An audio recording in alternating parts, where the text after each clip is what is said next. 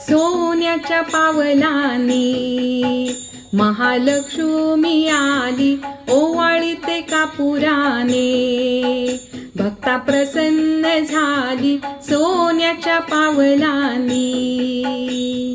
कुंकवाने घातला सडा मुखी तांबूल विडा हाती शोभे हिरवा चुडा. दिला प्रसादाचा पेढा सोन्याच्या पावलांनी महालक्ष्मी आली ओवाळीते कापुराने. भक्ता प्रसन्न झाली सोन्याच्या पावलांनी.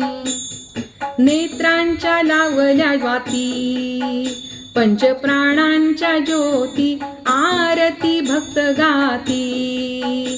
तेथे नाविन्याच्या ज्योती सोन्याच्या पावलांनी.